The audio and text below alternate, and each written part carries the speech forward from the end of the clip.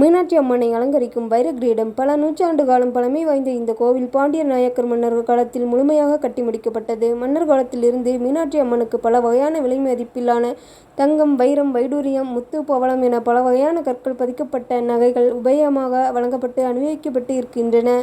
அந்த நகைகள் இன்றும் பாதுகாப்பாக வைக்கப்பட்டுள்ளன. சித்திரை திருவிழாவின் போது பல்வேறு நகைகள் சூழ மீனாட்சி அம்மன் சுவாமியுடன் எழுந்தருளும் காட்சியை காண லட்சக்கணக்கான பக்தர்கள் திரள்வதுண்டு. அதேபோல் தேரோட்டத்தின் போது நகைகள் சூழ மீனாட்சி அம்மன் மாசி வீதிகளில் வலம் வருவதர் அவரது அருள் பார்வை தங்கள் மீது விழ வேண்டும் என்பதற்காக மாசி வீதிகளில் லட்சக்கணக்கான பக்தர்கள் காத்திருப்பார்கள். மரகத மூக்குத்தி, முத்துக்களால் ஆன குண்டை, வைர கிரீடம் அணிந்து அம்மன் வருவதை காண்பது பெரும் பாக்கியம் என்று பக்தர்கள் கருதுகிறார்கள்.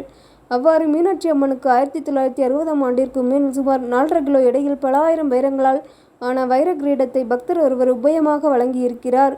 அந்த கிரீடத்தை அடிக்கடி அணிவிப்பதால் அம்மன் சிலைக்கு சேதம் ஏற்படுவதாக கூறப்படுகிறது.